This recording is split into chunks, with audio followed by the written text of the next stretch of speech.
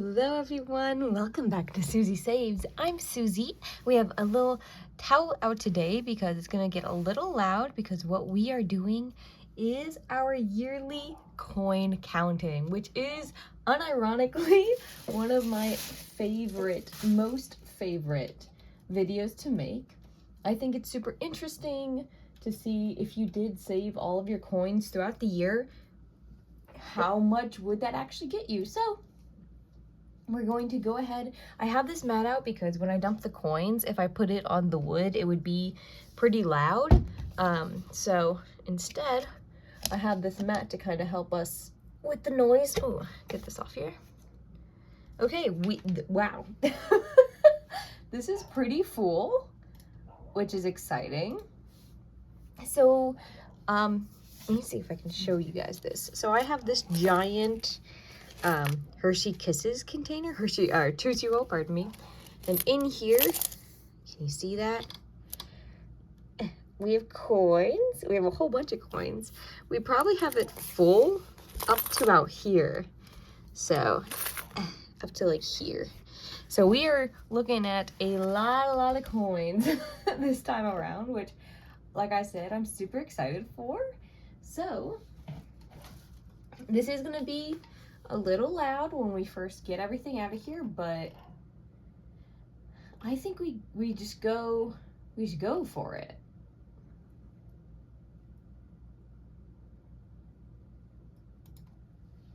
So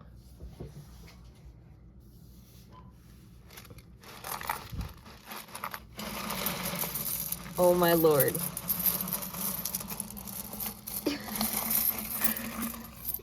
There they are. There is our 2025 coins. So this is a pretty regular video. It's gonna be long because I'm literally just gonna sit here and count coins and talk to you all. So oh, and I do apologize if you hear the dogs barking. They are upset at something upstairs. So I think let's go ahead and jump on into it. Here's everything already. First glances, seeing a lot of pennies, RIP the penny, seeing a lot of quarters. So we are gonna go ahead and start doing this. So if you've never counted coins before, you get these little like coin rolls, and we're able to put in the coin rolls how much money each of them is worth. So super duper exciting to see that there. And we'll use those to count what we got. So I'm gonna go ahead. I always start with largest denomination. So we're gonna do all of the quarters first. We're just gonna separate everything into piles. And then we're gonna move forwards with actually counting up and rolling everything for the bank. So welcome on in to 2026. So the reason that I kind of started doing this was like Acorns, or there were other investment apps that were like, just round up your nearest purchase, use your change from this order to invest and things like that. And I'm not particularly interested in joining those, but it did get me thinking, if you did round up all of your unused change, which is what this is, how much money would that be? So basically, I pay for most everything in cash. The only things I don't buy in cash are like our bills, and then obviously if we make like online purchases. So most of this is from dinners out. When I tip, I don't leave coins. I kind of think that's rude. So if we go and eat out, if we buy groceries, gas for a little while there. During the winter, I don't go in and buy gas. I use card because it's just too cold to constantly be getting in and out of the car. But up until during like the entire summer, I would use cash. So some of this is from that. if we went and saw a movie, if we used any money there, we'd pay in all cash for those things. We just started doing our like fun money on the card, but that was only after my husband got his job, which was back in April. So before that, we didn't have any fun money to spend. We were kind of living paycheck to paycheck until then. So that is when it really kind of opened up the ability for us to have money on the card, money we were not spending in physical cash. So it's kind of been here and there. I still go and spend cash every week and take the coins out for our 2026 review at the end of this year. But it's been fantastic.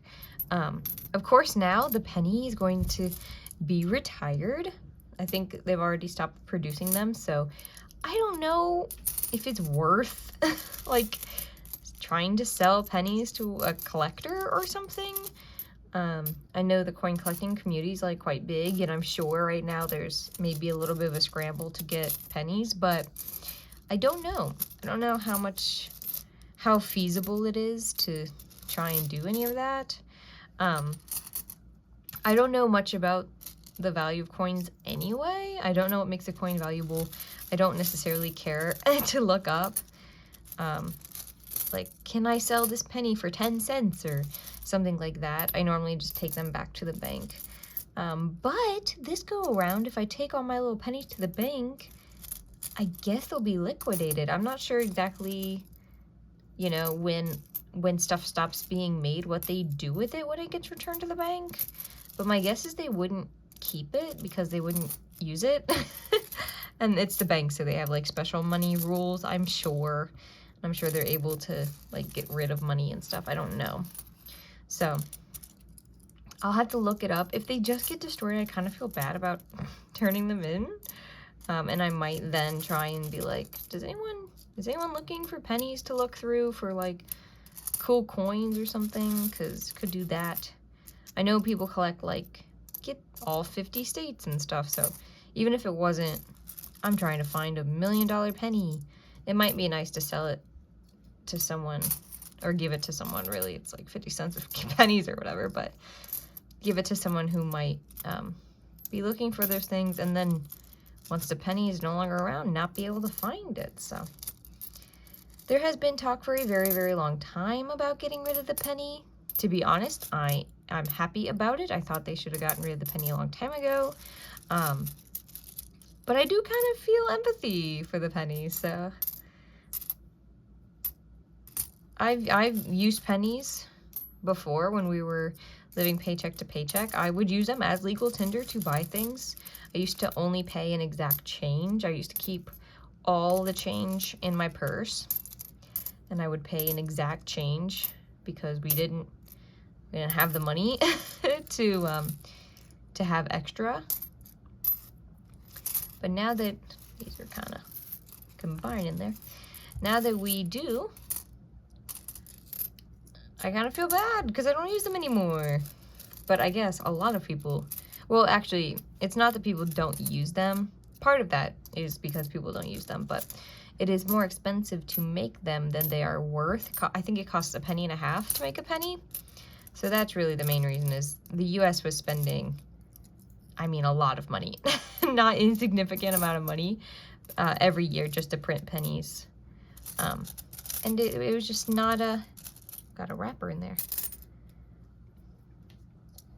Not a good use of money, one might say, to turn your money into money that's worth less. little bit of a weird move. So they finally decided death to the penny, which I do think will be fine. Some people are worried, you know, they're gonna round everything to the nearest 5 cent.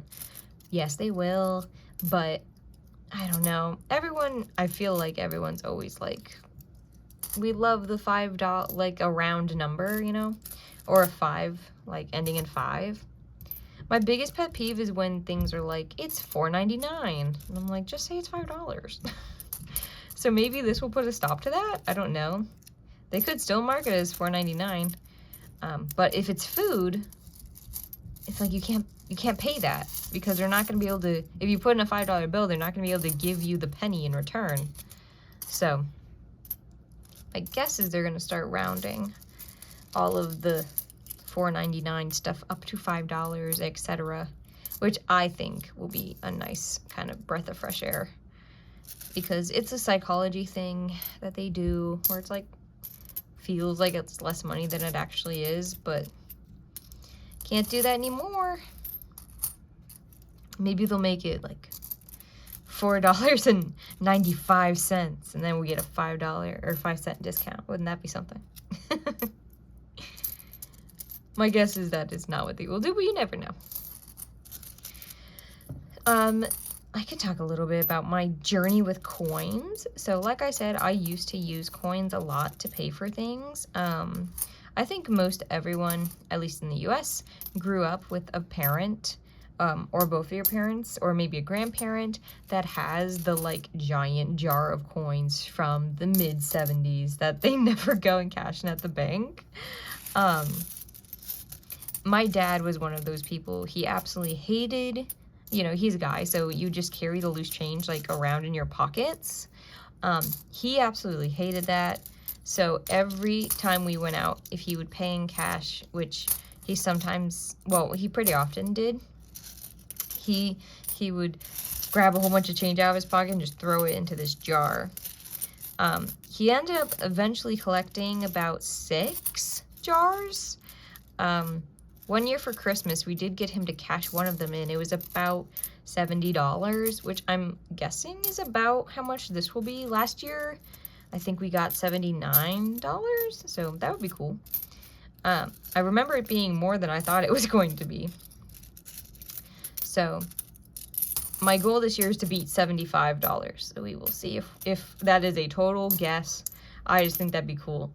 I have no merit of why this would be that much money, but yeah, my dad always had jars of coins. A lot of like Midwest dads, I feel, had jars of coins. I remember going over to friends' house and them also having jars of coins, but it was just one of those things, I guess maybe from the generation growing up, like around his parents, how they were always like scrounging for coins, that it just became a habit, and so he keeps doing it. He still has the other like 5 or 6 little jars of coins, and I'm talking like old pasta jars and mason jars, just old jars that you would use whatever was inside of it and then clean it out and start filling it with coins, which I hope doesn't sound like an absolutely crazy thing to our international viewers. But that's just, I don't know, just how we did it.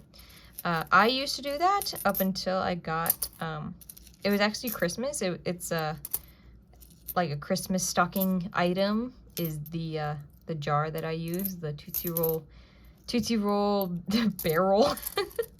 And I ate all the Tootsie Rolls out of it. I must have been 14. I'm sure I ate them all in like 3 sittings. I couldn't do that anymore, but I'm sure I did. And then I was like, oh, there's a slit in the top. I could use this as a coin bank. You know, piggy banks. I think I had piggy banks when I was younger, but I always felt really bad about smashing it. So I had to get ones with like plugs in the bottom so I could like shake the coins out instead. But you get older and you're like, I don't need a piggy bank anymore. And now I'm like, I kind of wish I would have kept my piggy bank. I think that would have been super cool, but I do not have her anymore. And you just keep your coins in there. But those are for the rich kids. Rich kids had piggy banks. I think I was like 7 for my birthday. I got a piggy bank. I was like, oh my God, I'm so excited. So excited to save my coins in my piggy bank. But I was so excited. I got my first job at 14. Is that true, 14? I think I was 14. I could have been 13. Technically, I did like babysitting, but my first job, my W-2 job, was I was a farmhand. I did corn detasseling, which if you don't know what that is, it's grueling work. But I did it for, I think the season is 6 weeks, and I got paid $7.25 an hour. It was from 4 a.m. to noon. Oh, it sucked. It was really hard, but it taught me a lot. And it kind of also taught me that I was like more resilient than I thought I was. Because when I first told my dad, first off, you know, you're a young kid, so there's not a lot of job opportunities. They came to the school because we came from like a farming town, and they asked basically like, all the farmer boys if they wanted to do the corn detasseling. And I was there, and I was like, dude, I'll do it. A job? I can get a job? All the jobs I'm looking at are like 16 plus. I want a job. And so I did. I signed up, and the bus would like come to the local gas station. So you would walk through the gas station, which we were out in the boons. We're like out in the country. It's not really super safe to do that, but I did it. And then they would bus you out to the field, and you would work in the field. And man, I tell you what, it was just hot, and the leaves would cut you, and it was terrible. But it taught me a lot about money and about working, and of course I don't have any of that money now because I spent it all because I was a child, but it did teach me quite a bit about myself. And here we are. We've separated all of our coins into piles. I like doing the smaller coins first, so we are gonna go ahead and do that. We have our little wraps here. The red ones are 50 cents of pennies. So we're gonna go ahead and make piles of 10 and fill these up. So, but yeah, so that was my first job, which when I tell people, they're like, that's not real. Which I appreciate, because it definitely should not have been like a thing. I was so young. I don't know how the child labor laws work around that, but they were doing something. And then, yeah, so that was like my first job. And then my sister actually applied to work at a Mexican restaurant, but when they called, she'd already had a different job. And my mom, they were just like, we're calling for like one of your daughters, because we didn't have cell phones at the time. It was my mom's phone. They applied to work here, and she was like, oh yeah, sure thing, when's the interview? And then she was like, Susie, the Mexican place called you for your interview. Do you submit an application? And I was like, no I didn't. So I showed up and I was like, hey, it was actually my sister who submitted the application here, but she's got a different job, and I do want the job if you'll interview me. And they interviewed me and hired me. And I was like, holy crap. So that was how I got my first job. And I worked that for about 2 years in high school, until I went away. I did a foreign exchange where I was gone for 10 months. So when I got back from that, I went to Cracker Barrel, and I did some Cracker Barrel stuff, some Cracker Barrel stuff. I was a server at Cracker Barrel for a few years. I needed more money when I was going through college, so I worked at Kroger with the union there. Really, really liked my time at Kroger. We have one done. Woohoo! 50 cents. So I worked that all through college, and COVID hit. So I was still an essential worker because it's a grocery store. Graduated during COVID, and I got a position as a medical scanner. I don't know if you worked during COVID, but you had to like clock in, and they had to take your temperature when you clocked in to like prevent, I don't know. I guess they thought that it was a sign of COVID, and so they didn't want people with fevers coming to work, which I totally understand, but it meant you had to like get scanned in before you could work. 10, 20, 30, 40, 50. I don't know, talking about it now, it seems like apocalyptic, but so they called it medical monitoring. So I was a medical monitor. like contract at this production plant, and so people would come in, I'd take their temperature. I was also like a first aid lady, kind of, so that's like the main thing that I did there. And then when my contract with them ended because the CDC changed their guidelines around working, and basically you didn't have to take people's temperature anymore, so got out of that job.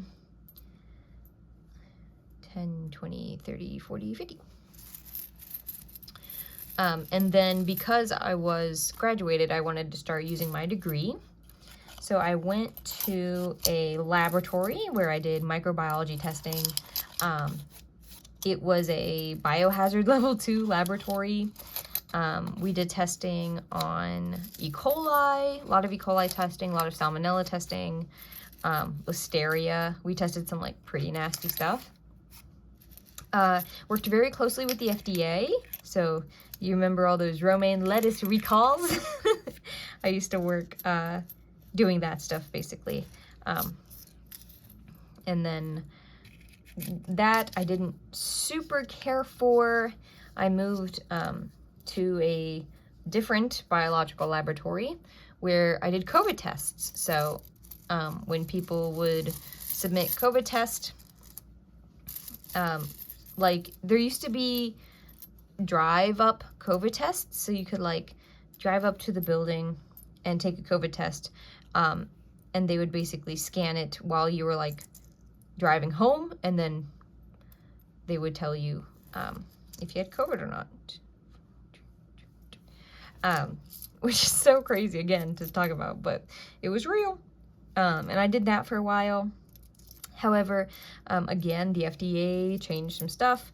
COVID tests were no longer like free. Employers stopped requiring them to like return to work and stuff. So that job also dwindled. I was a contract worker through them. They had asked if I wanted to stay at the company, but the only other like big testing this company did was drug testing, which is urology.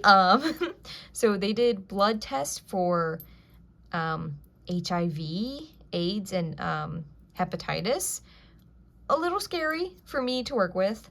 And then they did urology, so they did pee for like drug tests and stuff. And I was like, that's also really not for me. So I ended up leaving that company after that because I was like, I think I'm good. I really did like COVID testing though, even though, you know, we obviously had to wear a bit of PPE because you don't, you know, it was like an infectious disease at the time. 10, 20, 30, 40, 50.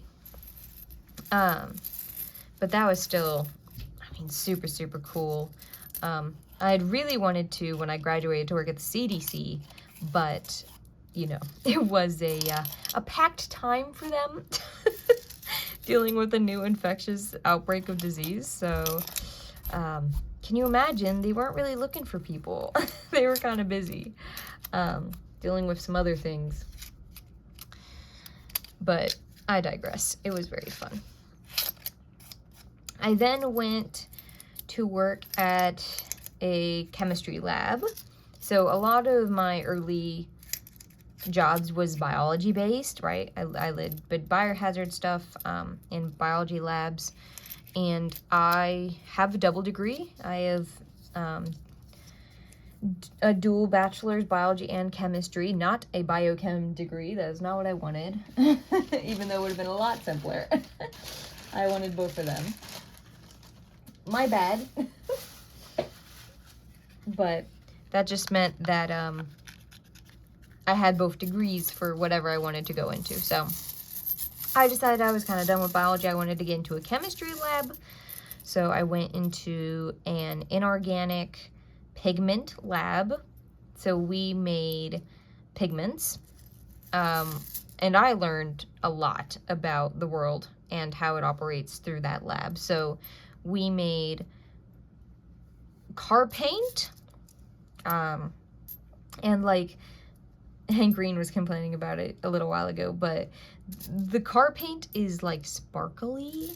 Right now they're kind of moving away from that technology and having them kind of look like putty is what it's called. Like all the cars kind of look like putty because they're moving away from that technology. But I worked I had a company that supplied a lot of the like glistening car paints. We also worked with the Army, and we used to do like infrared blocking paint, so, and like night vision blocking paint. So if you have a belt buckle that's metal out in the sun, it's going to reflect heat, so you need that to not do that. So we would make special paint that would prevent it from like being seen. So 10, 20, 30, 40, 50. And I thought that stuff was just the coolest ever. I thought it was super cool. I don't think we have another 50, but I'll see. We did that. We did plastics. We did PVC paints. So I think it's easy when you aren't in the industry to just be like, things are painted with paint, and that's how paint works. But we chemically bind the paint. So, and I've just never thought about it, but if you have a piece of painted plastic and you cut the plastic, all the way through the plastic is that color. Like, it's not just on the outside. And that's because the pigment is in the plastic. It's like chemically bound to the plastic, and mixed up in like the sheet of plastic actually is that color. Which I know might sound dumb to some people, but I just actually had never thought about it before working there. We did the same thing with metal, which is crazy. You can just bind paint to metal and it becomes part of it. So, and latex and stuff like that. So I did a lot of that kind of work. It was a QC lab, so quality control lab. So basically we would get paints, this big plant production would make paint, and then we would test it and make sure it was like the right color. And we had to be like super specific about these paint colors, because they're like, you know, going to our customers. And if you want a blue car that's like turquoise marine or whatever, you want to make sure like the paint is the same color every time. So we had to make sure it was pretty close to specifications, or we had to change it. And the paint, I only know paint from like a introductory to art in like kindergarten level. So I always thought of, you get paint color by mixing paint, but we didn't because we were chemists. So we actually would crust crystals, and how big the crystal was changed the prism of how it reflected color and changed what color it was. It was crazy stuff. I love science. We have another 50, 5, 10, 50. So that was just, I really liked working at that lab. The only problem was it's pigment, and it was powder pigment. So it just got everywhere, and you would come home and your shoes would be covered in paint pigment, and your feet would be black because all the color, like you were stepping in all day, it just gets everywhere. I really did like that job, but I worked third shift alone, and I was a young woman. I didn't super feel safe when I was there all the time. And then I got a different job opportunity with more money, work from home, that I took, and that was voice acting. I had been voice acting on the side while I did basically all of my jobs through high school and college. And then I had been getting more offers that were bigger projects. Some of them were like hundreds of dollars. And so it was nice money, but it wasn't enough to like live off of. But I got a contract for a full-time position. So I did that for about 6 months, and then the contract kind of shifted. $2 in nickels is 40 nickels. Sorry, had to do that math real quick. So yeah, I got into voice acting. So that was super fun. And I was able to do that full time for a couple of months. Then when me and my husband went away on our big Japanese trip, I quit that job. when I left. And, because I couldn't record and be out there, and I don't know. I just wasn't super happy with it, so I quit it. And I was like, I don't have a job, let's leave. So we left for our extravaganza overseas. It was 35 days. It was great. It was fantastic. It took all of our money. And when we got back, this is the story most of you on the channel know, we had to ask each of our parents for half of rent. And it was kind of eye-opening. And it was like, oh crap, I've been working these jobs, I've been doing all this stuff, and I have no money to show for it. When I started this channel, my net worth was $8,000. And I was already 24, 23 at the time, and I had nothing to show for all the years I had worked. Started my first job at 14 after all. 10, 20, 30, 40. And so that I was like bummed. And that's when I started this new position at a flavor company. I'm a flavor chemist now, which I really, really like. It is chemistry. It's not biology. Really don't care for the micros and biology side of things, but I got back into chemistry, so it's all good. I was a temp at my current agency for about 2 years. Then I kind of took a chance and applied for a managerial position, which I didn't think, to be completely honest, I didn't really think I would get. Because I do have the brains behind it. Like, I've worked in the lab my entire working career. I've been in the lab about 8 years, but I had no managerial position in any of those labs. So I was like, they're really going to take a chance on me if they accept me into this lab position. And they did. And I love it. And I think I'm really good at it, which is good, right? You want to... the person before me was not a scientist by trait. They were a manager by trade. So I think there was a bit of hesitancy. Oh, I don't have enough. With people in the lab, because let's be honest, sometimes scientists have like a big head about themselves. They're like, I'm so smart. I'm not going to listen to this person, blah, blah, blah. And there is something to be said about someone coming in and being like, do this thing, and you kind of having to explain the science of like why you can't do that, like it's physically not possible. And that is annoying. So dimes is $5, so that's 50. And I can get that can be irritating. But so when I came in, my boss was basically like, hey, this is kind of what happened before. We're really looking for a scientist to lead scientists. That is what we want. And I was like, sure, fam. 1, 2, 3, 4, 5, 6, 7, 8, 9. I was like, say less. I'm a scientist. And so the people in my lab had just seen so much turnover with their manager that it kind of, I think it got lost of like what a manager is and what it should be. I'm very much a servant leader, so I don't ask people to do things I wouldn't do. And I'm always like, this is your lab. You know the science. I'm just here. So if I'm asking you to do the impossible, you need to just tell me that. And then I will be, as a manager, I will tell people that's not possible. I'll be the one that had the hard conversation with like customers or the representative or whoever.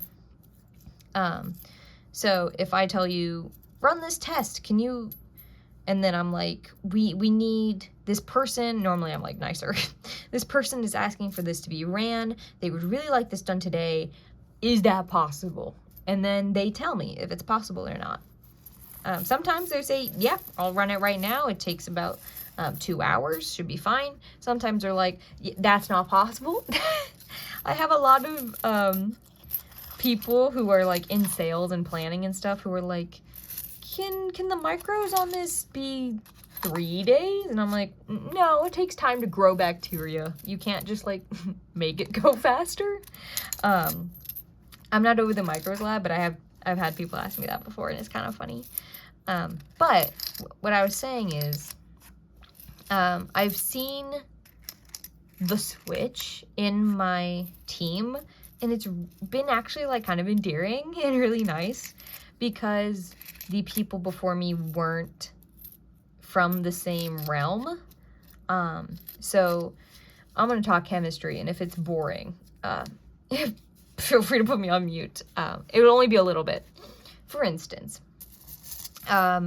we work with flavors, and it's just chemicals mixed together. It's not scary. It's just what it is. Everything is chemicals. Water is chemicals. Like, I just mean that it's like things mixed together. Everything is a chemical. Air is a chemical. Please don't freak out over the word chemical. And when you have chemicals mixing together, reactions are going to take place. So one of the first positive interactions where my team member was like, whoa, was a almond flavor. And almond is known for having benzaldehyde. That's like the cherry almond flavor driver, is the chemical benzaldehyde. And benzaldehyde is known to break down in the presence of air and at room temperature. 1, 2, 3, 4, 5, 6, 7, 8, 9. So it'll turn into acid, benzoic acid, because the aldehyde breaks apart. Anyway, you don't care. But basically, it changes when it's not stored properly. So we were looking at a flavor. It was failing for high acid. And I said, oh, crap. So I went in there and I talked to our specialist who runs the GC machine. And I said, hey, I see that this is failing for high acid. And he was kind of like, ugh. Because I know he didn't want to explain it to me. That's what it was. At the time, I was like, okay, calm down. But knowing now, it's like he really didn't want to be like, oh, this new girl is in here and now I'm going to have to explain flavor chemistry to her. And it's just like a waste of my time because I'm just trying to like run samples and do my job, right? And he kind of like did that where he was like, yeah, it's failing for acid. And he said, it's an almond flavor. And I was like, oh. And he was like, what? And I was like, oh, so it's degraded, the benzaldehyde. We think it's degraded. And he was like typing on his computer and he stopped and he turned to me. And he was like, yeah, I think it's degraded. And I was like, oh, crap. Okay, do we have any other like cherry or almond flavors coming in? Should we test the benzaldehyde to see if it's been changed into like benzoic acid? And he was like, oh my God. Because he was used to someone coming in as a manager and just being like, do this thing, run this thing. And then when he would try and explain any kind of chemistry to them, or like, this is what's wrong with this thing, it kind of fell on deaf ears, because if you're not a scientist or you're not in that like realm, what I'm saying right now is not going to mean anything to you. And so I think he was like, I gained a lot of like brownie points with him, because he was like, I think that was the first time that he was like, because I told them, like, I was like, hi, my name's Susie. This is what I studied in school. These were some of the previous jobs I had. But before, when someone proves their knowledge to you, it's different, you know? And so I think that was the first time since meeting me that he was like, oh my God, she's a scientist. Which was kind of fun.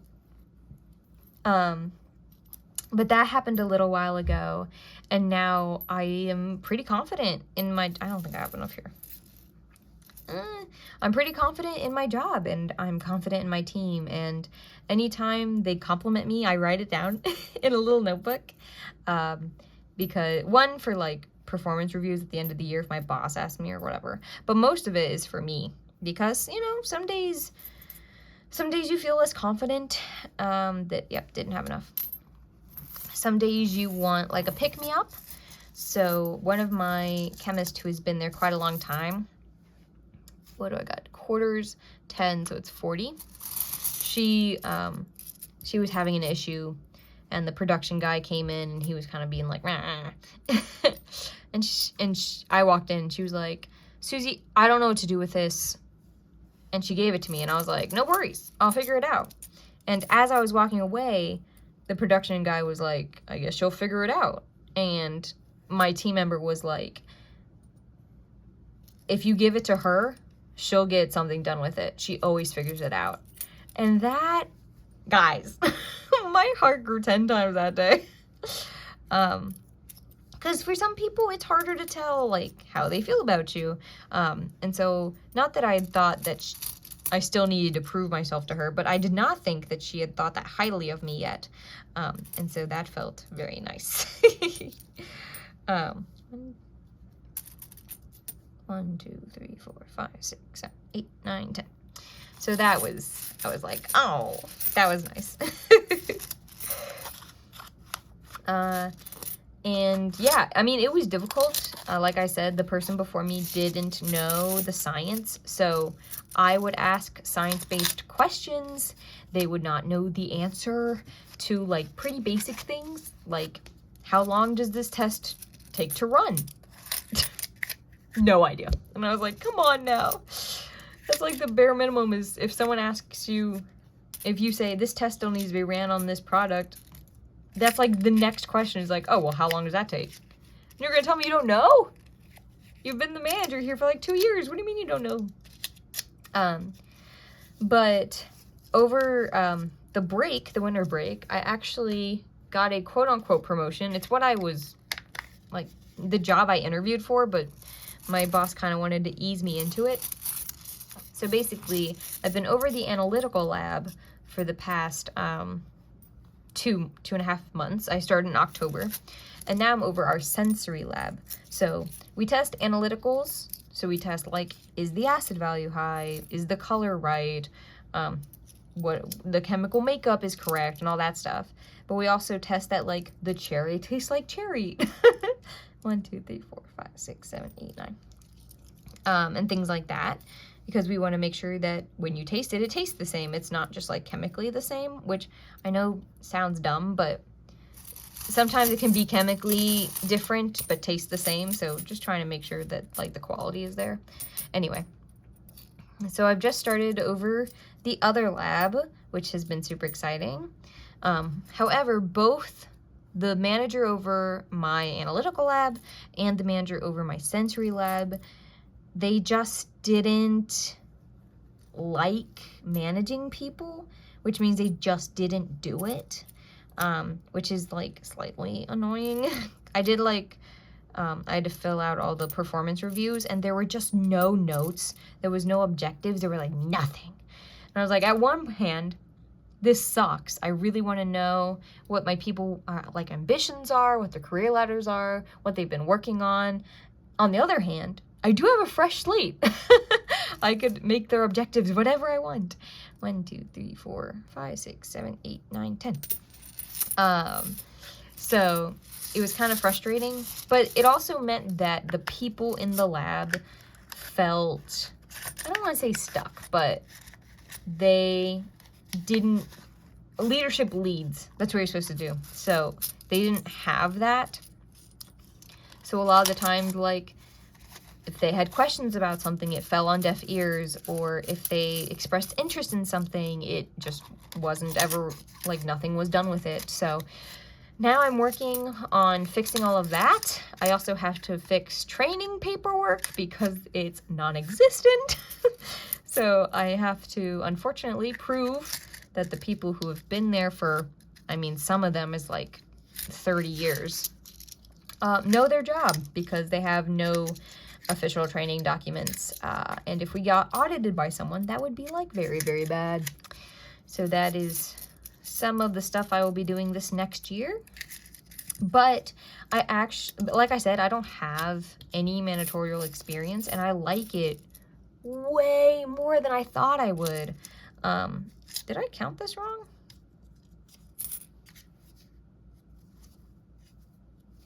There's no way these are fitting in here. Did I count these wrong? Did I count these wrong? Wait, what's going on? I was just yapping too much. I did. I put 5. Oh, it's fine. I just put 5 rows instead of 4 rows. But yeah, I'm liking it way more than I thought. I did know that I had like a leadership ability. That's just always kind of been my personality, is like to take reins of situations and to try and help out and take, heed people's advice, give them advice, kind of be a leader. But I didn't really know what that meant in like a corporate setting, because I kind of feel like in the corporate setting, a lot of time managers just like tell you what to do, and that's what the manager does. 1, 2, 3, 4, 5, 6, 7, 8, 9, 10. And I didn't want to be that kind of manager. I definitely didn't want to micromanage. I don't even know how you'd micromanage someone who's been doing the same job for 30 years. I'd be like, can you do that again? They'd be like, actually, I've done it every day for the past 30 years, so get off my back. But I've had to learn a lot about having a team and about conflict. We had some conflict on the team.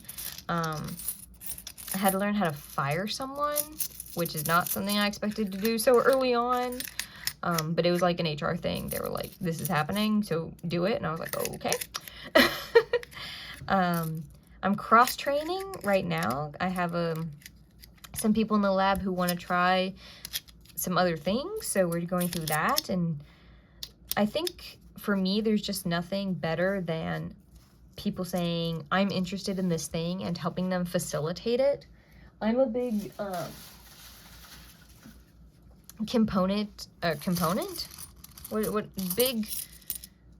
a big fan of work is work, so make it, like, everyone has to work, so make it the best it can be. My job is not just like get things out the door, make customer happy. My job is 1, 2, 3, 4, 5, 6, 7, 8, 9, 10.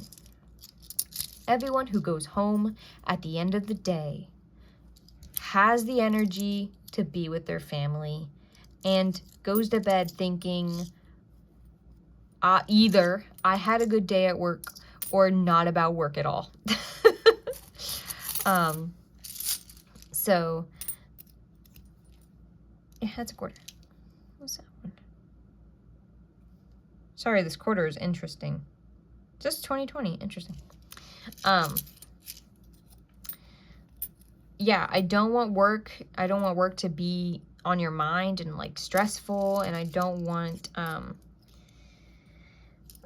you to come to work and dread it and go home drained. Like, my job is to make work as enjoyable as it can be, because it's something you have to do. 1, 2, 3, 4, 5, 6, 7, 8, 9, 10.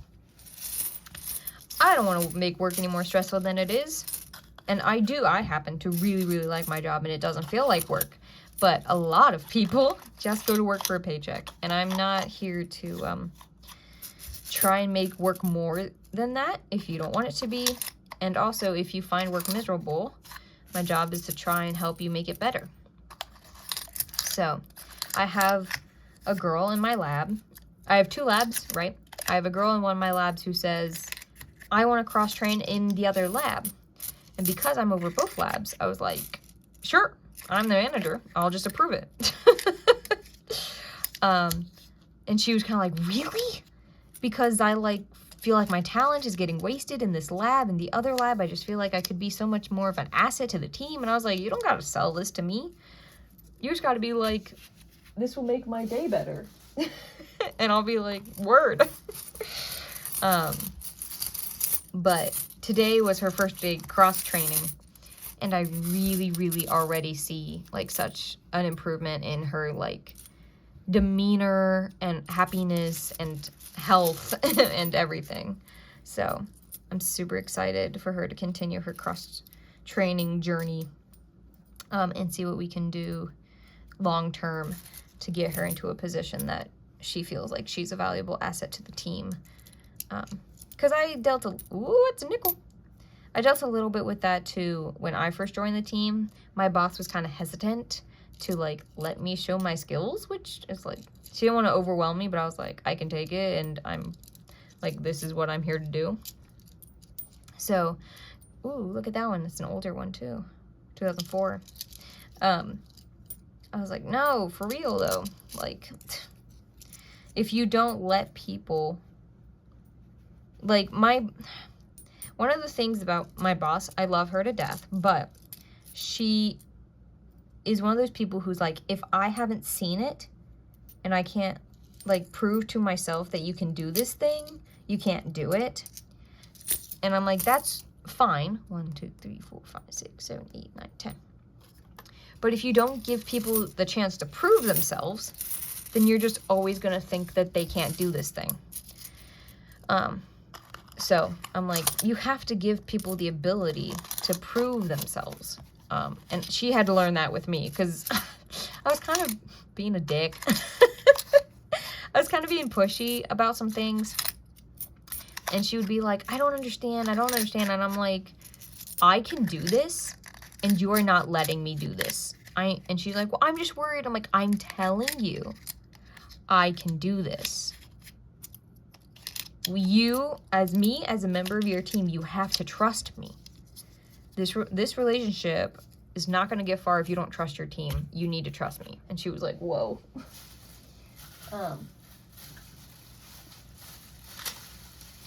But I gave some pretty persuasive points, and she did end up letting me do the thing. But I was like, come on now. I was like, why hire me if you didn't think I could do it? You hired me because you think I can do it. Now you need to let me prove to you that you were right and that I can do it. So I've been trying really hard to do that with my people as well, because I know how frustrating it can be being on the other side of that. So giving my people 1, 2, 3, 4, 5, 6, 7, 8, 9, 10 the ability to prove themselves, or the ability to learn. Like, I don't particularly care if you can't do this right now. Why don't we learn how to do it, and then I will know that you know how to do it now. So trying to foster an environment of learning and stepping outside of your comfort zone and showing me what you got, basically.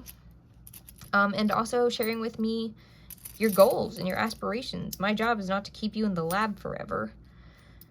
My job is to find use for you while you're here, while we build up your like career ladder and what you actually want to do. 1, 2, 3, 4, 5, 6, 7, 8, 9, 10. I am lucky, and I do have like 3 people who have been there over 30 years and 2 people who have been there over 15. 3 people who have been there over 15. But if that ain't you, tell me that. And then if you tell me what you do want to do, we can work on building those skills while you continue your job. Like, as long as you get your job done, let's work on the whole picture, not just things that are pertinent to your job right now. You need to grow and learn and explore, and that'll also make your job feel more worth it, because you'll find it like a career path. You'll find it good in the bigger picture. I worked a lot of jobs that were just jobs, and I wasn't given the opportunity to like build skills for other jobs, which I do get, but at the same time it's super annoying.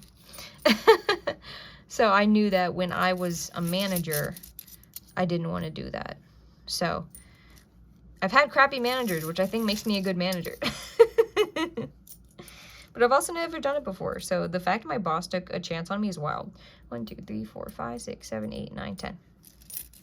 Must have beat out the competition. And I know they were looking for someone who had a science background. And I'll be honest, scientists are a special breed of people. And a lot of times, scientists do not want to be in charge of people. We're kind of not solitary creatures per se, but if you want to have your hands on a machine, can't be leading the people at the same time. 1, 2, 3, 4, 5, 6, 7, 8, 9, 10. A lot of people, they're like, I like GC, and that's what I do every day, and that's what I like to do. I don't want to be a manager, which is totally fine. A lot of people just go to a job and they're like, this is what I went to school for. This is what I like to do. I will do this until I die. And I'm like, okay. Like the people who have been in my lab 30 years, that's what they're doing. This is what I'm doing until I retire. This is what I've always done. This is what I like to do. And I'm like, then I'm not going to build your career ladder. You're here. You know what you want. There we go. So I'm going to go ahead and count up all the little coins.